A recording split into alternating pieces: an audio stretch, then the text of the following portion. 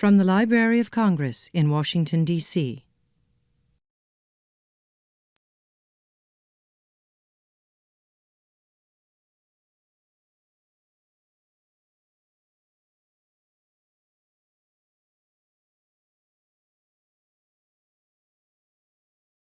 Well, good morning, all.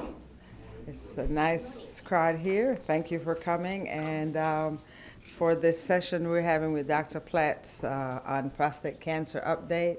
We've done several sessions in our LCPA HSO brown bags with the Men's Health Month, and I see several of the people who participated in that here today as well. And so this is bringing us full circle now that we're in the month in which we observe prostate cancer awareness and try to find answers. We have an expert with us from the Johns Hopkins Bloomberg School of Public Health. And as we were chatting here, she was telling me about the many departments. And so she's deputy chair of the Department of Epidemiology. And she'll share with you where all the inspiration comes from, even as she shares some of the new updates and things that are going on in the world of prostate cancer. Something that is important, not just to the men in the room, which I'm glad to see several, but also the women who live with them, care for them, and are related to them in one way or the other.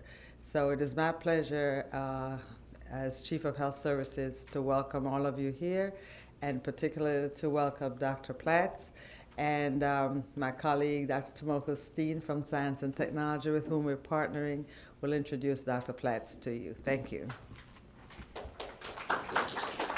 Thank you so much, Dr. Charles. It is my pleasure to introduce my dear friend, Elizabeth Platz. She's already introduced the professor at epidemiology at the Johns Hopkins University. She studies association of genetics and epigenetics factors, as well as circulating markers of the androgenicity, inflammation, and oxidation with prostate cancer. Her study is not only doing science, but she wants to educate people as well as looking at the association in a lifestyle. So her team has a sociologist, not only epidemiologist. And this is a good example of the translational medicine. We started about 2 years ago. Dr. Jim Watson came, and we had a panel discussion on translational medicine. And this is a continuation of the discussion on the translational medicine. And we also had the gut microbes talk earlier this year. Before further ado, I'd like to introduce Dr. Platz. So thanks to all of you for being here today, and I'm very excited to speak with you about my favorite cancer, prostate cancer. So it might seem odd that a woman studies this disease. I study this disease because we know very little about what causes it. And so my whole goal in my career has been to try to find risk factors that men can do something about to reduce their risk of developing the disease, and for men who already have prostate cancer, things they might be able to do in their lives to reduce the risk of poor outcome, including dying of the disease. Okay, I do want to indicate to you that I do not have any financial conflicts of interest. All right, September is National Prostate Cancer Awareness Month. You all know that blue is the color for prostate cancer. How many of you know where your prostate is if you're a man? Okay, you probably, as you get older, you become more and more aware of your prostate. Some men do experience symptoms related to benign prostatic hyperplasia. It's an organ that is involved in reproduction. It's an important organ to have, although clearly once it's removed in the setting of prostate cancer, a man can live a perfectly functional life. Okay, the lifetime risk of developing this disease is 1 in 7, and this is the lifetime risk. This is not the risk at any moment. So it is a common cancer. And right now, there are about 2.8 million men who are living with this disease. Okay, so they've survived, they've had their treatment, or they've undergone active surveillance, and they're living with it. Okay, so today I want to cover 4 areas. The first is the national and global burden of this disease. I want to tell you a little bit about what we know about what may cause this disease and what we might be able to do to prevent poor outcome, not treatment, but modifiable factors, what men may be able to change their risk of poor outcome. And I also want to show you a little bit about ongoing research on both the causes of this disease and about prognostic factors for poor outcome. And then we'll talk very briefly about the controversies in the early detection of prostate cancer. Okay, so let's start with the burden of this disease. So I do want to tell you where we get our national statistics. So you'll hear statistics in the news about prostate cancer being number one. So where does that information come from? Well, the American Cancer Society produces summary statistics for us every year, which is very helpful for people like me. It's important for people who do program development, for programs related to education, about screening and so on. Those data come from the National Cancer Institute, specifically the SEER program, the U.S. Surveillance Epidemiology and End Results Program.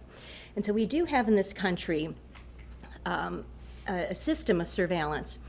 SEER started in 1973. It doesn't cover the entire country, but it does include about 28% of the country. Places are sampled, cancer registries are sampled to have diversity, and then through statistical means, national estimates are produced. And then how did the data get to SEER? Well, we do have a U.S. cancer surveillance system. In most states, diagnosing physicians and pathologists are required to report to their hospital cancer registry as well as private pathology labs. These enter the state and regional cancer registries, and then they enter the SEER program or the National Program of Cancer Registries, which is a CDC program. And then in addition, information on death from cancer comes from vital statistics. Okay, so now let's look at where you can look up details on the burden of cancers. And so again, one place to look is the SEER program. They have a lovely website that's interactive. You can look at the CDC's website, the National Program of Cancer Registries, or you can look at the annual cancer facts and figures produced by the American Cancer Society. And so we can make these slides, I guess they'll be available on the web, so you can go to these links if you'd like to review these statistics.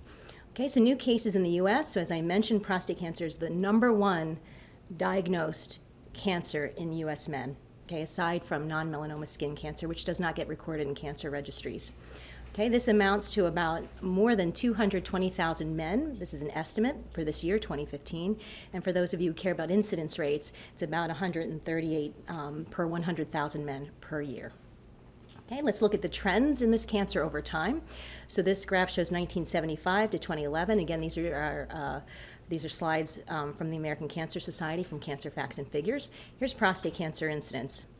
Okay, you can see in the late 1980s, early 1990s, we had this tremendous peak.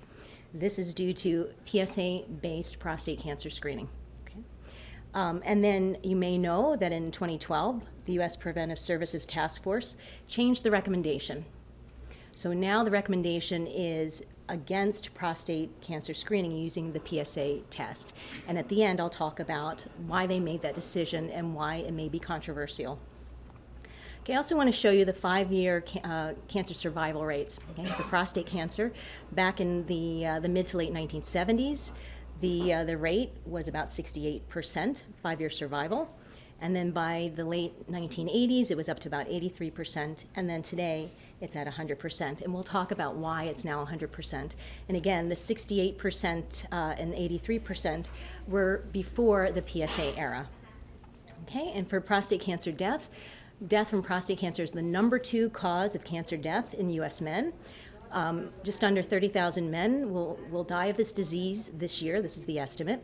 And again, for those who like rates, the mortality rate is about 21 per 100,000 men per year. And you can see it's 2 behind lung and bronchial cancer, okay, which far exceeds the proportion of deaths from prostate cancer. Okay, let's look at the trends in death from cancer. And we point out first lung cancer, lung and bronchus. You can see this tremendous rise and then decline.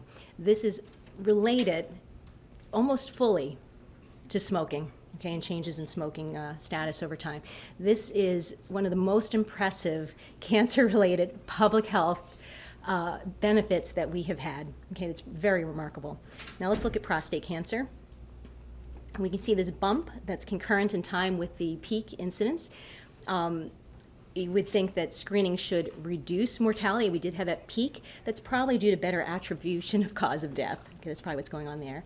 And then this decline is probably due to two things. One, it could be due to PSA-based prostate cancer screening, so detecting early, treating early. And it's also likely due to better treatments for men who have advanced disease at the time of diagnosis, or who, after the diagnosis, develop advanced disease and then need to be treated. Okay, so let's talk about the global burden of prostate cancer using statistics again from the American Cancer Society. For these data, they receive information from Globocan, which is part of the International Agency for Research on Cancer, so IARC. And IARC uses a variety of means to obtain estimates of incidence rates and mortality rates for countries around the world, including excellent registries in some places, and then in other places where there aren't registries or the registries are of poor quality, IARC uses information from neighboring regions. Okay, they impute. Okay, so per the American Cancer Society, this cancer, prostate cancer, is the second most common cancer globally. There are about 1.1 million cases in 2012. A big chunk of them, the majority of these cases, are diagnosed in countries like the US, so economically developed countries. And the incidence of this cancer varies tremendously across the globe. And this is in part due to differences in the use of PSA-based prostate cancer screening. Okay, also per the American Cancer Society, about 300,000 deaths likely occurred in 2012. Again, these are estimates. It is the fifth leading cause of cancer death in men globally. And the highest prostate cancer death rates are found in the Caribbean. Okay, and it's unclear why this is. All right. So one of the most important differences in the global burden of cancer is based on economic development. So when we look at economically developed countries, prostate cancer is again number one. And then for death, it's about number 3. When we look at economically developing countries, you can see prostate cancer is much lower on the list. Now, number 1 for incidence and mortality in economic developing countries is lung cancer. Okay, so the global burden of lung cancer related to smoking is a disaster, actually. Okay. All right, so now let's move on to known and suspected risk factors for prostate cancer and poor outcomes in men with the disease. Okay, so what causes prostate cancer? So although we've been studying this disease for decades and decades, very little is known conclusively about what causes it. What we do know is age, so older age, a family history of prostate cancer, meaning a father or brother who has the disease, and in the US, being of African ancestry. So being an African American man in the US is associated with a substantially higher risk of developing the disease and dying of it. Okay? None of these 3 factors is modifiable. Okay? That's a problem, right? The goal of public health is to prevent disease. If we don't know what the risk factors are, we cannot come up with strategies for primary prevention. And of course, we prefer primary prevention. We don't want people to get disease, right? We don't want to just pick it up early and treat it. We don't want men to get this disease. Okay, and then to show you some statistics. So the blue line is prostate cancer incidence over age. So the x-axis is age. And so you can see the risk of prostate cancer increases dramatically over decades of age. This is not a disease of young men. Okay? The typical age of diagnosis is about 66. You can also see that the risk of death from prostate cancer increases notably with age. And the median age at death from prostate cancer in men with the disease is 80 years old. Okay, so you might ask me, what's going on here? Why is it as men continue to age, it looks like there's a decline in the risk? Well, you have to remember, these are not the same men aging through time. These are birth cohorts of men, okay? And so the men out here, the men who are currently 75 and older, are from birth cohorts some time ago. We've had changes in exposure factors, so either exposure at all or the prevalence of exposure over time. And so what we're probably seeing here is not suddenly a susceptible or lack of susceptibility in these men. It's probably that the nature of the exposures that they experienced produced a lower risk of developing the disease. Okay, so that's something very important to know when we look at age effects. Okay. So now let's look at the second known risk factor for prostate cancer, family history. So this is work that we did a little bit ago, looking at a group of men who are called health professionals. It's a cohort, the health professionals follow-up study. It's a large cohort of men who were other than doctors. They were already enrolled in a clinical trial. And so the men who were recruited were dentists and veterinarians, optometrists, and so on. And so like all the other studies that had been conducted, in this large cohort study, what we observed was that men who had a family history, again, a father or brother with the disease, had twice the risk of dying of this cancer and also had an increased risk of developing the cancer. It turns out we see this for most cancers, not just prostate cancer. People who have a family history, again, father, brother, mother, sister, have about twice the risk. We have no idea why that is, but it's consistent across cancers. Okay. So this type of finding led to this search for inherited genetic differences among men that might explain the family history finding. And so I would call this a mad dash. It started very slowly. Individual changes in the genome were targeted to evaluate associations with prostate cancer. And then the field of genetics exploded. And as the field exploded, the ways that we studied the relationship between genetic variation, again, this is inherited genetic variation, and prostate cancer risk evolved. So we moved from these looking at single variants into these studies looking across the entire genome. So these are called genome-wide association studies.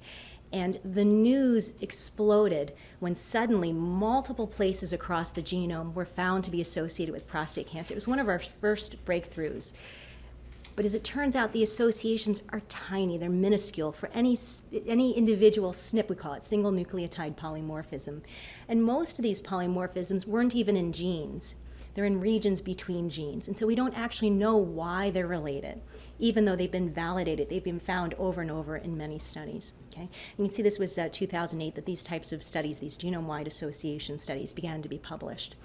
So we're now up to about 100 risk SNPs that have been found. And again, most are not in genes, and we do not know what their function is.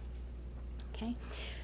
Most of those 100 SNPs are associated with prostate cancer overall, but not with aggressive disease. So now the hunt is for SNPs that will tell us which men may be at risk of developing disease that will cause premature mortality. Okay? So one of our goals is to find factors that influence the prognosis of the disease and the development of disease with a poor prognosis.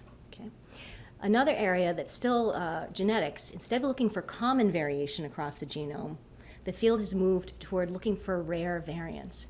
And one of the most exciting findings recently was a series of variants in a gene called HOXB13 were identified in a small number of families to be associated with prostate cancer. These are families that have familial prostate cancer. And so the search continued into groups of men who don't have familial disease, they have sporadic disease. And what was found is that these SNPs in this gene tend to be in men who are from Northern European heritage. Okay, so it seems to be a particular subpopulation who are enriched for this, for changes in this gene and then increased risk of prostate cancer. Okay, and so other rare variants are being sought. The third known risk factor for prostate cancer, as I mentioned, is being a man of African heritage in the U.S. Okay, so when we look at this, these are U.S. data. So we've got non-Hispanic white men, non-Hispanic black men, Asian Pacific Islander, American Indian, Alaskan Native, and then Hispanic and Latino. And you can see, and this is death, you can see that U.S. black men have more than twice the risk of dying of prostate cancer, and we have no idea why. Okay, this is a major difference in risk, and we have no idea why. Okay, in the studies that we've done, again, this is the health professionals follow-up study. This is actually a Harvard cohort. The men are all over the country. The cohort itself, the PI, is up at Harvard, and my colleague is Ed Giovannucci, who's the first author of this paper. And so what we did is we looked at the men in this cohort. We looked by race, and we asked the question, if we adjust it for all the factors that may differ between black men and white men with respect to diet and lifestyle, could we explain away the racial disparity in this cancer? And the answer is we couldn't. In fact, the association is the same. It's about twice the risk. So black men, twice the risk of white men. And this cohort is a high socioeconomic status cohort. They're all health professionals. So there's not noise, let's say, due to differences in socioeconomic status. Okay, so that's held constant here. All right. So in general, we already know what causes about 50% of cancers in the U.S. Okay, and I always like audience participation. Do you know what those risk factors are for most cancers in the U.S.? So modifiable, let's do modifiable. Smoking. So sun for skin cancer. And so we tend not to talk about skin cancer, basal squamous cell skin cancer, because cancer registries don't collect it. So yes, you're absolutely right. For skin cancer, sun exposure is the key risk factor. So can you think of one other important risk factor for cancer? Modifiable. So diet, and what's related to diet? Exercise, and what else? Obesity. Thank you. Who said obesity? Yes, thank you. Thank you. So obesity. So these factors, smoking, number one, and two, the complex of obesity, inactivity, and poor diet account for more than 50% of all cancers in the U.S. Okay, and for some reason, as a public, we cannot think. For some reason, we can't think about if we removed this constellation, how much better off we'd all be. Okay, so I just want us all to know this. This was information that we knew about. Okay, this is work from 1981. We knew this in 1981, okay? We continue to know this, okay? So this is my colleague, Grant Kolditz. He's at WashU in St. Louis, and he had a piece not too long ago in Science Translational Medicine saying, we know this. We need to do something about it, okay? Of course, smoking we've done a lot about, but I'm going to tell you in a minute, about 20% of Americans still smoke, okay? It's not equal across the country. There are pockets, okay? And it's not equal across socioeconomic status. Okay, so things we need to think about. All right, so these risk factors, smoking and the constellation of obesity, inactivity, and poor diet, are also risk factors, not just for other cancers, right, but for most chronic diseases, heart disease, stroke, diabetes. Okay, so these are excellent targets for intervention and also for prevention, so preventing the risk factors. Okay, but are these risk factors for prostate cancer? Because it'd be great if they would be. Well, oddly, no, at least not at face value, okay? So what we've realized, when we look at these factors and prostate cancer as an outcome, we don't see associations. But once we start looking at the fine details of the disease, for example, by whether the disease resulted in death, then we start seeing associations, okay? So we have to look very carefully. We can't just say in general. So let me just take a moment and tell you why we now focus on lethal disease. And by lethal, we mean death from the disease, and we also mean the development of metastases, okay, so advanced stage disease. That disease is more likely to reduce the lifespan, okay, so those are the statuses we care about in our studies. Okay, so I need to tell you that we now overdetect prostate cancer because of the PSA test. Okay, that's very clear, we overdetect it, meaning we pick up disease that would have never caused harm. Okay, we also pick up disease that would cause harm. The problem is we can't differentiate. Okay, so we pick up a lot of disease. You saw that peak in prostate cancer incidence rates because of this test. Okay, so which means in our studies since the early 1990s, the majority of cases that we're studying are PSA detected. Well, it turns out when we start dividing by disease that's detected by PSA and disease that's not, the risk factors aren't the same. So we don't want to contaminate our studies by studying total prostate cancer because we may not be finding the right risk factors. So again, lethal prostate cancer, we mean metastatic at diagnosis, we mean metastatic during follow-up time, and we mean death from the disease.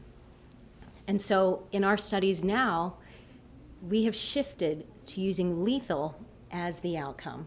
Okay, I know that sounds horrible to say it that way. We use lethal as the outcome, but you follow what I mean. That we specifically look at the subset of men who have experienced lethal prostate cancer. Okay, and then just to show you, this is sort of a model of the natural history of prostate cancer. So normal prostate epithelium, meaning the cells that are the secretory cells of the prostate, It's unclear exactly what the intermediate disease states are that then result in prostate adenocarcinoma. We think there may be something called focal atrophy. We know there's something called prostatic intraepithelial neoplasia that seems to be en route to the disease, but we're not 100% sure. Okay, and then most men with this disease die of something else when they eventually die. Okay, but there's a subset of men who develop metastases, and the typical treatment for men when they have metastatic disease is something called androgen ablation, so basically knocking down androgens either chemically or surgically.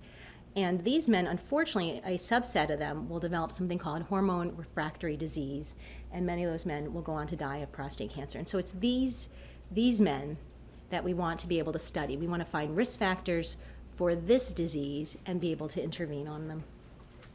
Okay. And then what about men who already have prostate cancer? What are the right outcomes in those men? Well, I should tell you about a third of men who are treated for local disease, meaning at the time that they're being treated, the disease is confined to the prostate. It hasn't spread yet. About a third of those men will actually recur. Their disease will come back after surgical treatment. Okay, and so how do we know that the disease has recurred? Well, after a man has had a prostatectomy, a few months later, his PSA should drop to not detectable.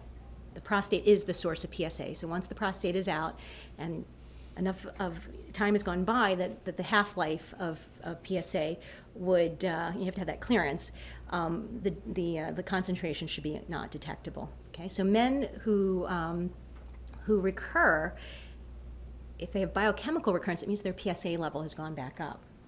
Not all of those men, though, will go on to develop metastases and die. Okay, so we tend not to use now recurrence based on PSA as the sole outcome that we want to study. We actually do want to study, again, the worst prognosis, which is progression to metastasis and death. Okay, so in our association studies, our epidemiology studies, that's the outcome that we want to study.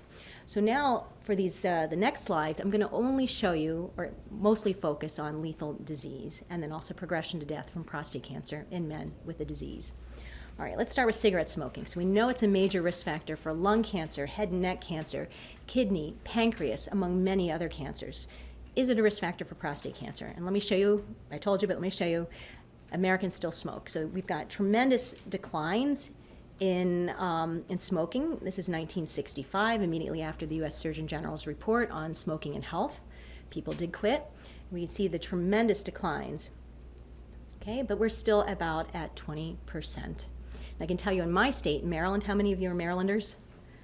Okay, just a few of you. In my state, in our state, among those who do not have a high school education, so people who have less than a high school education, about 30% of them smoke, even though in the state of Maryland as a whole, only 15% smoke. Okay, so we do have socioeconomic disparities in smoking. Okay, so it's something to know and something we need to act on. Okay, so the U.S. Surgeon General's report, there's been an update. The 50th anniversary update was published January last year. And here's what it says about prostate cancer. The evidence is suggestive of no causal relationship between smoking and risk of incident prostate cancer. Okay, there's no association. And so for a very long time, that's what was in the public domain. Smoking's not related to prostate cancer, so let's not worry about it. But here's what's now been found. Okay, so once the evidence has been put together, we now see that the evidence is suggestive of a higher risk of death from prostate cancer in smokers than in non-smokers. So the worst outcome, smoking is a risk factor for it. Okay, and then in men who have prostate cancer, smoking is associated with disease that has a worse phenotype for prognosis. So at the tissue level, the grade is poor, and it's a risk factor for progression of the disease in men with the disease. Okay, so we now believe, based on evidence, that smoking is a risk factor for the most aggressive prostate cancer. Okay, so this is a point for prevention. So let me show you some research, again, that we did in the Health Professionals Follow-Up Study. There's no relationship. Okay, so this is the relative risk. This is the risk comparing risk of the development of prostate cancer in men who smoke compared to the risk in men who don't smoke. There's no relationship. Okay, so here's the never smokers. Here are the men who quit a long time ago, and here are the current or recent quitters. No relationship. But for fatal prostate cancer, here's what we see. The blue bar, again, is men who are current smokers or recent quitters, meaning they quit within the past 10 years. These men have a 40% higher risk of developing prostate cancer that will lead to their death. Okay, and here's another study. This is an American Cancer Society cohort, Cancer Prevention Study 2. It's the same findings, same rough strength of association. Okay. All right, and then taking a look at men who have prostate cancer, looking at risk of poor outcome. Okay, so here are the never smokers. These are men who had a prostatectomy. Former smokers, meaning they quit a long time ago, no increased risk. But men who are current smokers, meaning they continue to smoke after their diagnosis and treatment for prostate cancer, they have more than twice the risk of recurrence. Okay, and if we look at this as a cumulative incidence, okay, over across about 7 years, 34% of the smokers recurred, and 14% of the never smokers and the former smokers, those who quit a long time ago, recurred. Big difference in the likelihood of recurrence.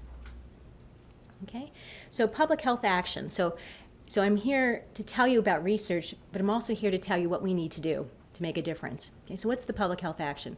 So we need to continue to promote smoking cessation and prevention of starting of smoking, right, in the general population. So we know we need to do that, but we need to continue to do it, and we have to make sure men know this too, right? And this is including to prevent fatal prostate cancer, among a very long list of other poor health outcomes. And then for men who have this disease, and actually for all cancer patients, we have to make sure we promote smoking cessation. Okay, traditionally we didn't do this. Okay, once someone was diagnosed with cancer, that was no longer on the to-do list. Okay, but there are now guidelines that were just released earlier this year that say we need to promote in a very active way at the time of diagnosis smoking cessation in cancer patients. And again, this should include men with prostate cancer. Okay, let's move on to the epidemic of obesity. So we know that this is a major concern in the US and globally. We all know, everybody know your body mass index? Okay, more or less where you fall. Okay, so overweight is 25 plus kilograms per meter square. Obesity is 30 plus kilograms per meter square. And BMI is calculated as your weight in kilograms divided by the square of height in meters. Okay, so obesity is a risk factor for many common cancers, including colon cancer. Okay, and we do know that we've had this massive rise in obesity in the U.S. starting in the mid-1970s. I mean, this is a horrible rise, right? We're up to about 66% of Americans, adults, being overweight or obese. Same thing's happening globally, not to the same extent, but it's on the rise. Okay? So are these types of factors, so obesity, physical inactivity, risk factors for prostate cancer? Well, for years we thought there was no relationship. Okay, this is a consensus document, 2007. This is specific to prostate cancer, and you can see here limited, no conclusion, body fatness. Okay, so we thought there was nothing going on. Well, now in 2014, that same organization updated the evidence base, meaning they looked at the literature, they found all the new studies, they put it together in a systematic way, and now what they find is that there's strong evidence that being overweight or obese increases the risk of advanced prostate cancer. So the way we used to do our studies, again, was to look at total prostate cancer. But that PSA problem messed up our studies. Okay, so once we started sorting out the men with the most aggressive disease, finding them within our cohorts, and then studying these common risk factors for many chronic diseases, now we see associations. The evidence base is there. Okay, and then just to show you example studies, this was a landmark study. It was back in 2003. This is the Cancer Prevention Study 2 out of the American Cancer Society, and you can see as body mass index increases, the risk of death from prostate cancer increases. Okay, here's another cohort this, by my colleagues at the National Cancer Institute. This is the NIH-AARP Diet and Health Study. The darker blue bars are for fatal prostate cancer. The lighter blue bars are for the incidence of the disease. And again, as you can see, as BMI goes up, the risk of fatal prostate cancer goes up. And then something to note, as obesity goes up, the risk of incident disease goes down. And so when all this was combined together in the past, it made it look like there was no association. So it wasn't until we partitioned into advanced or fatal and incident disease, which was primarily PSA-based, PSA-detected based disease, then we were able to see these associations. Okay, and what about men who have prostate cancer? This is, again, work by my group. Corey Joshu is the first author. So these are men who underwent treatment for prostate cancer. They had early disease. If they maintained their weight from the years before their diagnosis to after their diagnosis, that was the reference group. And when we said maintain, it was a 5-pound range. Men who gained weight, so more than 5 pounds, the typical weight gain was about 11 pounds from 5 years before to 1 year after. We see that these men have twice the risk of recurring. Okay. Men who lost weight, there weren't that many, but there's a hint of an inverse association. All right. How about physical inactivity? Well, it doesn't appear to be associated with prostate cancer, but it does appear to be associated with outcomes in men who have the disease. So this is from my colleagues against the Health Professionals Follow-Up Study. Stacy Kenfield is the first author. And so this is level of physical activity, so you can see number of med hours. This is just a measure of both frequency and intensity of the activity. So increasing med hours is increasing activity and intensity. And what we can see is as the number of med hours increases, in general, the risk of poor outcome decreases. All right, so how we're going to intervene? Again, public health action. It's perhaps even harder to combat obesity and inactivity, and I didn't really talk about poor diet. That's a very complex literature. It's hard to intervene.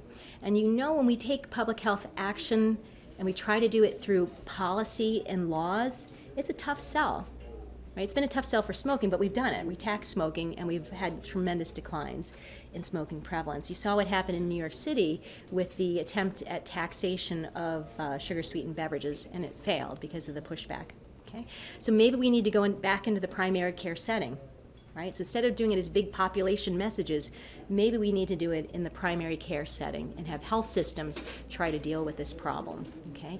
And maybe take advantage of the Affordable Care Act provisions for prevention. Okay? And so the Affordable Care Act mandates that any preventive service that the U.S. Preventive Services Task Force says has a recommendation of B or A needs to be covered without copayment. Okay, so no cost to the person.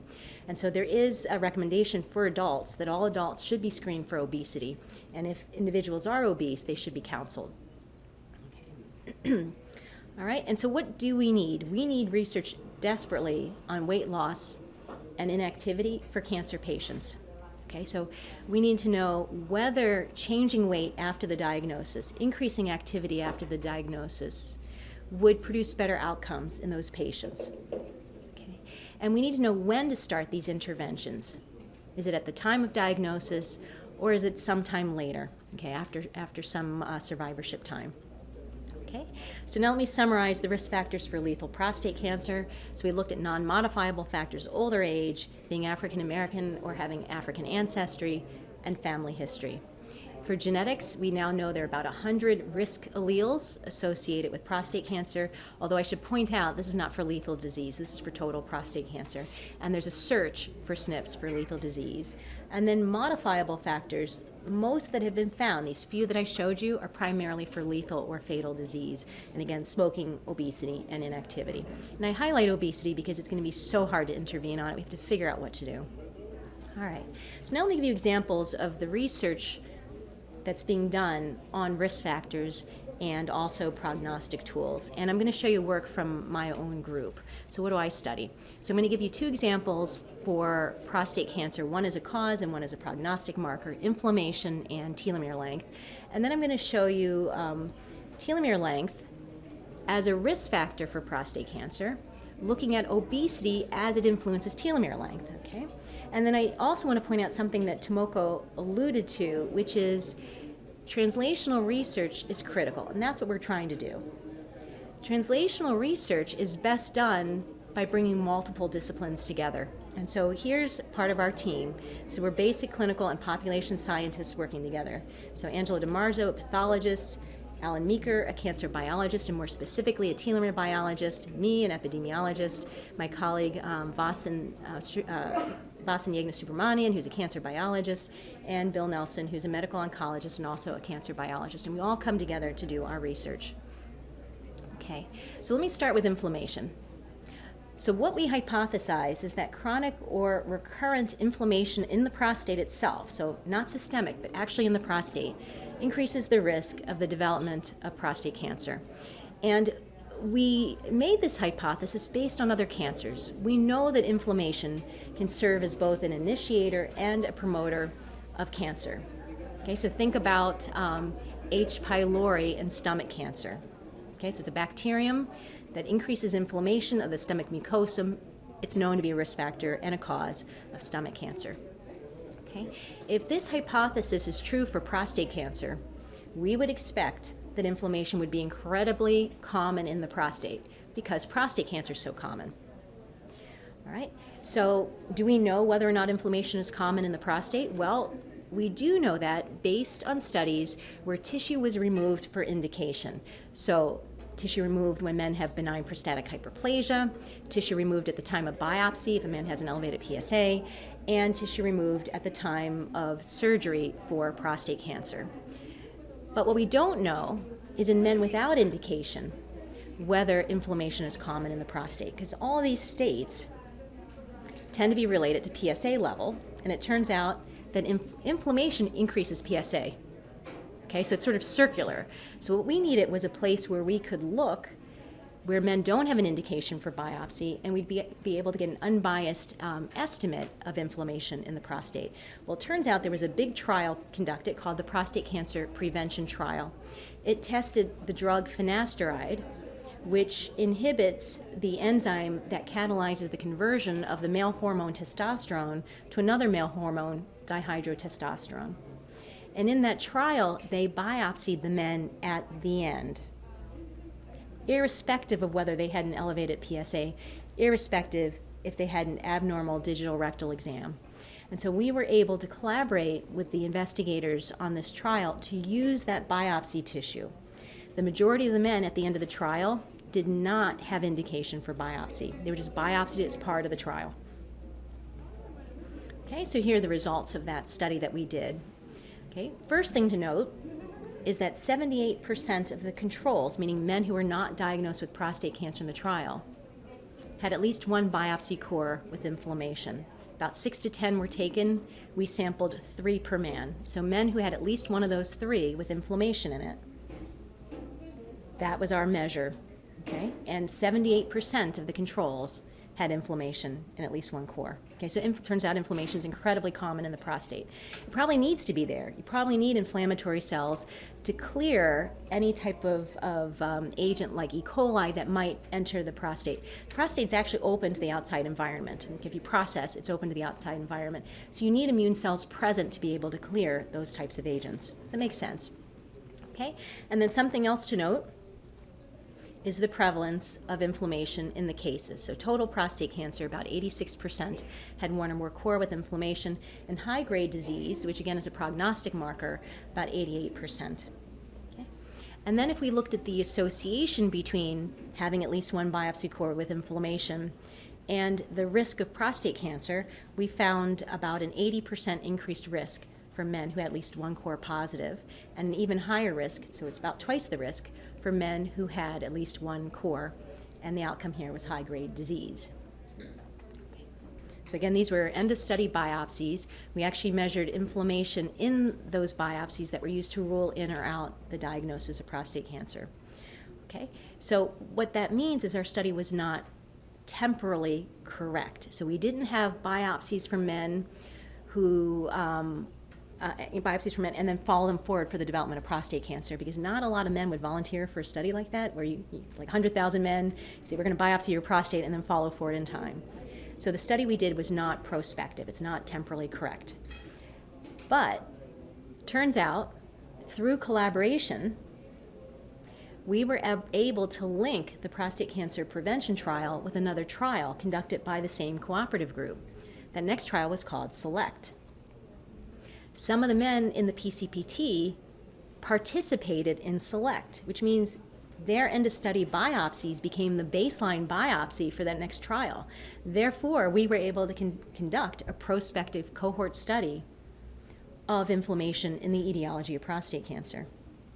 Okay, so here's the design. So again, the end-of-study biopsy from PCPT became the baseline biopsy and select. We assessed inflammation in that biopsy and then determined who ended up with prostate cancer later. Okay, and this work is supported by the Department of Defense. All right, and here's what we saw. We saw men who had at least one biopsy core with inflammation, and the controls was 72%, so very similar to what we had seen before. And you can see that with various outcomes, low-grade disease, men with low PSA, but with prostate cancer, men with low-grade disease and, this is supposed to say, and low PSA, all these men had a higher risk if they had at least one core with inflammation. Now, what's missing from here is high-grade disease, and it's because very few men in this study had high-grade disease. They had to make it through the PCPT and then enter select. And so once they got into this trial, we had sort of depleted the men of more aggressive disease, okay? Nevertheless, we do see evidence of an association. And so this is the number of cores with inflammation. So some cores and then all cores. We see a dose response. When we see dose response, we tend to believe more strongly that there's an association versus when we don't see dose response. Okay, so what's the clinical import of this work? Well, if there's truly a causal association between inflammation and prostate cancer, which we're hoping it is, we need to do more research, we may be able to identify what it is about inflammation, which cells, which immune cells are increasing the risk. Okay, so additional work we could do. What's not going to happen is inflammation will never be able to be used as a tool to screen for this disease. And the reason is it would have a poor predictive value. So many men have inflammation in the prostate, so it'll have no predictive capacity whatsoever. Okay, but from understanding the etiology of the disease, we think that these findings have potential import. Okay, so move on to the next topic, so telomere length. So the telomeres are the ends of the chromosomes. Okay, they help maintain the patency of the structure of the chromosome. They're known, telomeres shorten with each round of replication, and it's well recognized that cancers have shorter telomeres than normal tissue from the same organ. So we wanted to address the question of whether there's prognostic information in knowing telomere length in prostate cancer. Okay, again, this is a multidisciplinary study done with our colleagues in cancer biology. And so what we did is we had tissue from men with prostate cancer. We had the cancer, and we had the cells nearby called stromal cells, the supportive cells, so fibroblasts, for example, smooth muscle cells, all from the prostate. We determined telomere length using a technique called FISH. We were able to image the telomeres. We were able to determine the length of the telomeres. And what we found was it wasn't how short the telomeres in the cancers were, because they were short across the board. It was how variable telomere length was from cancer cell to cancer cell. The greater the variability, the higher the risk of death from prostate cancer in those men. Okay? When we looked at the cells nearby, the stromal cells, it turned out how short the telomeres were was associated with risk of death from prostate cancer. And when we put those two parameters together, those two measurements, what we found is that men who had the combination, this purple bar, is the combination of more variable telomere length from cell to cell in the cancer, combined with shorter telomeres in the stromal cells, was associated with 14 times the risk of dying of prostate cancer in men with prostate cancer, even after taking into account the other known prognostic markers. Okay. This is a very strong association. We tend not to see associations like this in epidemiology. Okay? The men in the middle bars had other combinations. They either had variable in the cancer and not short, or they had not variable and short. Okay? And so you can see that they also have increased risk, but not on the order of the men with the poor combination. Okay? All right. And so let's talk a little bit about these men. So the men who had this better profile, so the men who are here, okay, so they had less variability in their telomere length from cancer cell to cancer cell, and they had longer telomeres in their stromal cells. Only one man died of his prostate cancer. Okay, we had expected about 6 men to have died in this cohort. The time for this one man from diagnosis to death was a very long time, 16.5 years, which is longer than the usual life expectancy for a man who had Gleason 9 disease. Okay, this is a very, usually considered to be a very aggressive disease. but he managed to live a very long time. And again, there was only one man who died of his disease in those who had what we consider to be the good combination. So less variable and longer. Among the men who had more variable telomere length in the cancer and had shorter telomeres in the stroma, 20 men died, about 10 were expected. Okay, so there's a big, big difference. And the median time from diagnosis to prostate cancer death was about 8 years. So you can see this one man lived twice as long as would have been expected. Okay, so we don't think this was an error. Okay, so if our biomarker works very well, you'd expect no men in that group to have died of prostate cancer. Well, this one man who did die of it, his time to death was twice that in the group that we think has the worst prognosis.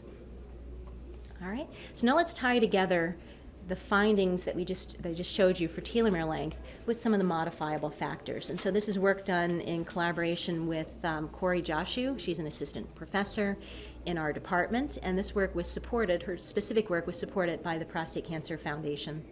Okay, so I told you that her work showed that men who gain weight had a higher risk of recurring after treatment for prostate cancer.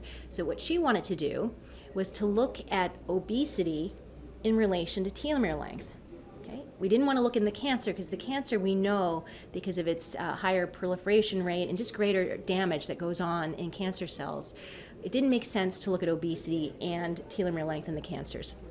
Instead, what she did is she looked in the stromal cells. So recall that we saw that short telomeres in the stroma were related to an increased risk of prostate cancer death. So when she looked in the stroma, men who were overweight or obese had shorter telomeres. So men who were overweight had shorter telomeres, overweight or obese, than men who were of normal weight. Okay? This is in the stromal cells. Okay, and when she looked at physical activity, men who had low physical activity levels had shorter telomeres. Okay, this had not been seen before. No one has been able to look in the tissue, in the target organ itself. Okay, so now we're seeing evidence of potential impact of these modifiable risk factors for prostate cancer, lethal disease, and poor outcome, and their effects potentially on telomere length. Okay? When she combined obesity and inactivity, she found that the men who were obese and had low physical activity levels had about 21% shorter telomeres in their stromal cells than men who were normal weight and were active. And she also looked at smoking. So remember her finding men who continue to smoke have a higher risk of recurrence. She looked at smoking and telomere length. There was no relationship with how short the telomeres were. But in the stroma, and actually in the cancer as well, she noted relationships between smoking and how variable. And just to remind you, more variability is worse. Okay, so variability is worse. So these are the men who are never smokers. And so they have, here's never smokers again. These are people who quit recently, and these are the current smokers. So variability is worse, this is more variable. Okay. All right, so that's some few examples of contemporary research on prostate cancers. The last thing I want to do is discuss the controversies in the early detection of prostate cancer. And by early detection, we mean screening. And so I want to remind you what screening is. So screening is the use of a test in individuals who are asymptomatic. Okay? And that test is used to determine whether a person is likely or not likely to have the disease or state. It doesn't mean they have it, okay? So it's that they're likely to more likely to have it, okay? And then usually there's diagnostic workup that needs to happen to actually determine whether or not disease is present, okay? So that's what screening is. And so we know that PSA-based prostate cancer screening has had a profound effect on prostate cancer in the U.S. and in other places where this type of screening has been used more widely. Okay? And so recall this figure from the American Cancer Society. We saw this huge bump in the incidence, the number of new cases, because of PSA-based prostate cancer screening. And I also showed you the change in survival, 5-year survival. And this change is because of PSA-based prostate cancer screening. But I should also tell you that a lot of this 100% survivorship consists of men, if their cancer hadn't been detected, it would have never killed them, okay? Because we've over-detected the disease. Okay, in the pre-PSA era, these were men who were symptomatic at diagnosis or had clinically palpable disease of their prostate. Okay, so we have to consider the benefits versus the harms. We, as a public health discipline, and also the medical community, convinced everybody that screening for cancer is necessarily good, right? We wanted people to be screened. It was the right thing to do. We even made people feel guilty about it. But that was a population level recommendation. We now realize that we've overdone it to some extent. And so what we're doing now is we're pulling back and we're thinking about who should be targeted for screening, who is at highest risk, and that risk may change throughout the lifetime. Okay? We need to think about this because there's a trade-off between the benefits of screening and the harms of screening. A lot of people say, well, there aren't harms for screening. Well, but there are, okay? So we pick up disease that may not be cancer at all, but yet are medically worked up, surgically worked up. We pick up cancers that are indolent, would have never caused premature mortality, so you're better off not knowing if you have it. And then there's the adverse effects related to the tests themselves, including the diagnostic workup, and certainly the adverse effects of associated treatments. Okay? There's also psychological harms, right? There's the worry. If someone turns out to be a false positive, they're told that their screening test is positive, but on diagnostic workup they're negative. Imagine the worry. Okay? A person will always think, I probably do have the disease, right? It's a problem. Okay? Plus, we have the burden on our healthcare system, right? There's cost, there's actual cost. Okay? So we have to be cognizant of that. All right? And then we have this problem where our guidelines keep evolving. But that's important, right? We're updating our evidence base. But the public isn't able to respond to that. Okay? And so there's confusion. Doctors are confused. They don't know what they're supposed to do. Who are you supposed to screen? When do you screen? It's very complicated. And again, these uncertainties are coming up because of good reasons. We have new knowledge, new evidence, and we have new tools. But as these come online, the recommendations are not changing across all of our societies, right? Our professional societies. They're not changing at the same time concurrently in the U.S. Preventive Services Task Force or the American Cancer Society. So everyone's getting confused. Okay, before the message was you should be screened. Now the message is changing. Okay, so for prostate cancer, the first thing that happened just a few years ago was there was a recommendation to stop screening after age 70. Okay, and the idea was that the risk of other reasons why people might die, why men might die, actually become greater in that age range than for prostate cancer, especially for men who've made it to 70, they've been screened.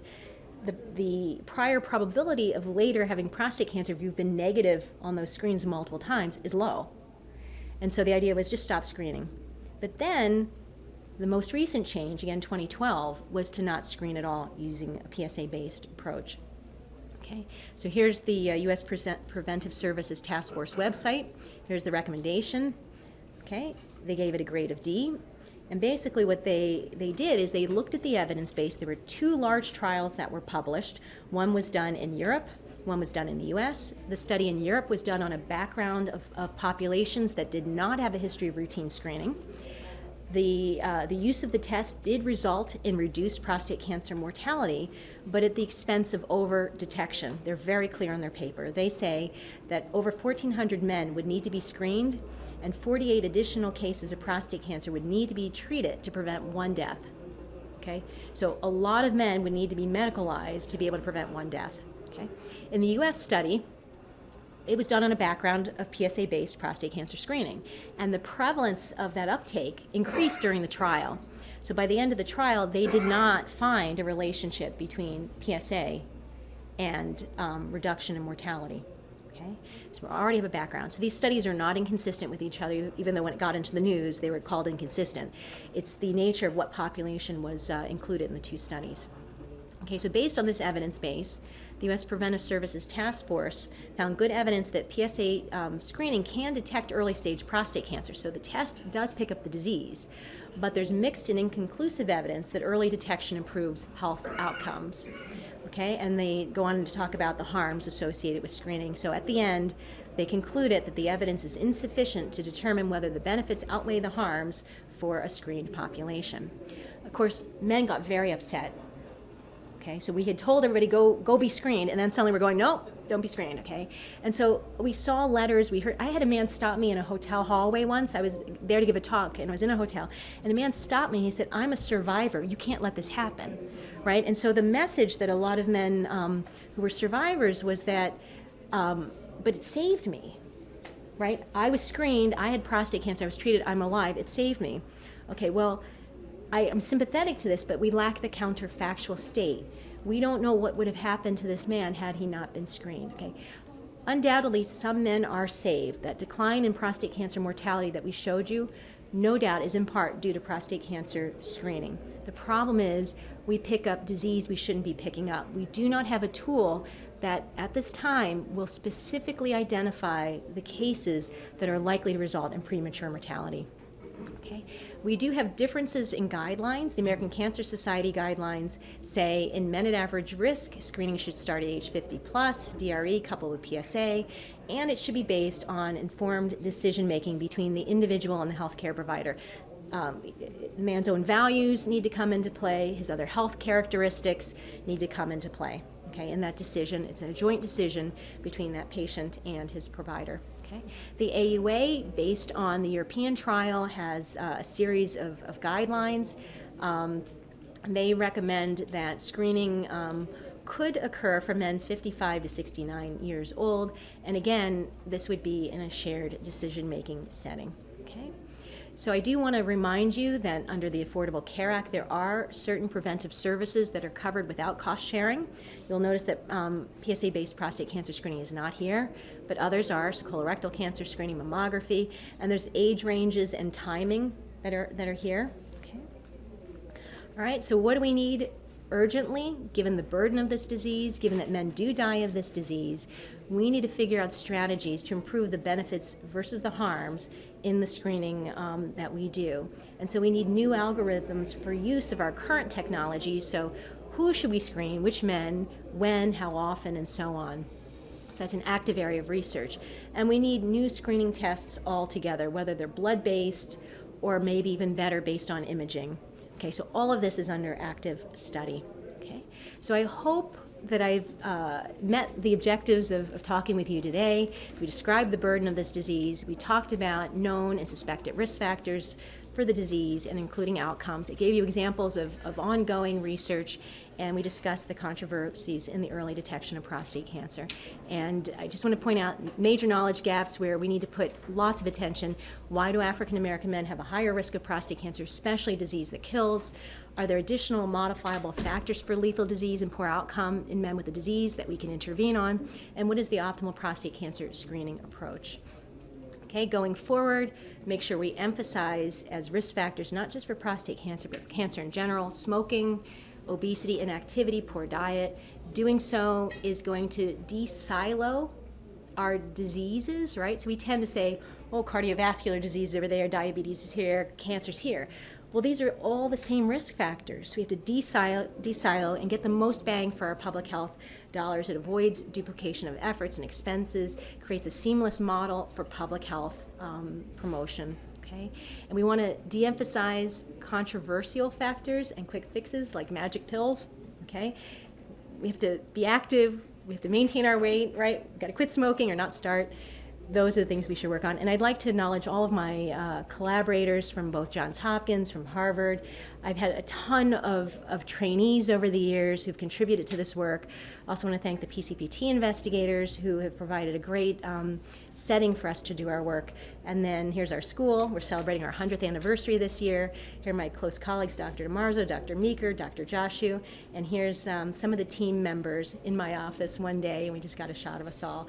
And of course, the funders for the work, NCI DOD, the Maryland Cigarette Restitution Fund at Johns Hopkins, as well as the Prostate Cancer Foundation for Dr. Joshu. So I thank you all for coming today, and I'm open to questions. Thank you. So the question was whether hormone replacement therapy affects the aggressiveness, either the presence of prostate cancer or its aggressiveness. And so, there is some research that's being done. There are panels that are being convened to try to understand, do we have enough information yet to say one way or another? So the answer is I don't have an answer for you yet. Yep. So the question is whether there's a coordination of effort for men who have BPH And depends on which order you want to say the words. And so basically, enlarged prostate that produces symptoms, and prostate cancer. And so you're right, these men tend to overlap. The region where BPH occurs in the prostate and where the cancer occurs are actually different regions. And so some people have tried to study whether one's a risk factor for the other. At this time, it doesn't appear that one is a risk factor for the other. Instead, they seem to have common risk factors. So factors that influence prostate cancer risk also tend to influence the development of BPH. Yeah. Okay, so the question is, one, Asian men have a lower risk of prostate cancer. Given that there are differences in what men eat and what they do based on where they live globally, has anyone tried to evaluate whether an Asian diet would prevent prostate cancer in Western men? Okay. And so, one, I should tell you, when Asian men, these are historical studies, when Asian men move from Asia to the US, which is actually Hawaii in these studies, their own risk of prostate cancer goes up. Their sons have a risk of prostate cancer that begins to approach the risk of white men living in Hawaii. Okay? So that says it's probably not genetics that are accounting for this profound racial variation in prostate cancer risk. It says it's probably diet, lifestyle, things people have control over. We haven't been able to work out what is different about the Asian diet in Asia and risk of prostate cancer.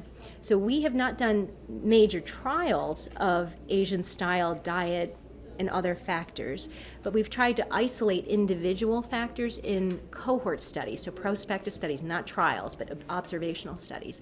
We've tried to look at, for example, soy intake. The problem is that people in the US, in places like the US, don't eat a lot of soy intentionally, right? We have soy that's mixed into our foods that we don't even know about. But what men can report that they're eating is low levels of soy, so we cannot pick up association. So it's a great question. We do not know what explains the racial differences, the profound racial differences, including the much lower rate in Asian men in Asia. So the question is, beyond looking at individual factors, have we looked at contextual factors? So where people live, their social structures, not just whether healthcare is available, but whether people are able to actually access healthcare, and how this may affect differences in risk of prostate cancer, and in particular prostate cancer death. And so there are studies that try to look at contextual factors. So these are factors that are above individual decision making about whether you're going to smoke and physical inactivity, for example. And so if you don't even have sidewalks in your neighborhood, how are you going to walk? So it's work like that. And so my group has not done that style of research, but there are researchers who are working in those areas. Thus far, we have not been able to find those types of contextual factors. Aside from looking at disparities in prostate cancer outcomes in equal access care systems like within the VA. So within the VA, it doesn't matter who you are, there's a system in place to make sure people have equal access to care. And so in those settings, some studies have found that the disparities are reduced, others still see disparities, that the disease still looks more aggressive, for example, in African American men. The question is, who is it that we are able to study based on who participates? Okay, so historically, studies were primarily white men, these are prostate cancer studies, maybe a little more well-to-do, maybe less opposed to sort of the worries about hospital systems and so on. We have made in the field, not just for prostate cancer, but just in health research in general, a concerted effort to reach out to communities that were not represented in earlier studies. And there are now a number of cohort studies, so I'm an observational researcher, a number of cohort studies that focus on communities that were traditionally harder to reach. So my colleague, Bill Blott, has a cohort study called the Southern Community Cohort Study. He went into clinics that are federally subsidized, recruited middle-aged and older individuals to participate in those studies. Those studies are primarily African Americans, and he has done a really tremendous job of keeping people engaged. But we're still missing out on the poorest of poor, right? We're missing out on people who are not connected to health systems, right? And so your question about whether it could make a difference in findings, it could. Right, it could, because it's not just a single risk factor that we study, it's a risk factor on a background of other factors. Okay, so we do need to keep this in mind. We need to make sure we reach everybody. We have to make sure we not just recruit people into studies, but maintain equal follow-up. It can be quite difficult. There are people whose research career is around identifying, recruiting, and retaining people in studies. I think it's a very important point. The NIH, when we receive money for our research studies, we report on the diversity of those we've recruited. We try to make sure we have sufficient representation that we can look within subgroups of individuals defined by race, ethnicity, defined by socioeconomic status where possible. Okay, so there's actually two parts to your question. And so he wanted to know what's the research on sedentary behavior and risk of prostate cancer, and then more specifically, sedentary behavior that puts pressure, actually it may not even be sedentary, it could be active behavior that puts direct pressure on the prostate. So with respect to sedentary behavior, that's a newer area. So it's more newly recognized that there's a separate contribution to risk of cancers and other diseases from being sedentary versus just not being active. Because there's some people who they're not exercising, right? There's not leisure time physical activity, but they're also not seated all day long. And then there are people like me, I'm seated all day long and then I go to the gym, right? So I get my exercise in, but I'm seated most of the day. And so again, activity level seems to have a different and independent contribution from the sedentary part of one's day. So for prostate cancer, that's a new area. So we don't have a body of evidence yet. The question you asked about behavior, activity, and sedentary behaviors that put direct pressure on the prostate, it's an interesting question. We certainly know that if a man has just ridden a bicycle and then goes and has a PSA test, PSA will have been, so I'm going to use the word expressed, it leaks into circulation. So there's advice not to do that right before a PSA test. But there's not again, not a body of studies addressing that question. It's an interesting one. Yes. You can Yes. have the private conversation. Yes. Thank Great. You So thanks to all much. of you. Please join me in the thanks to Dr. Thank you. This has been a presentation of the Library of Congress. Visit us at loc.gov.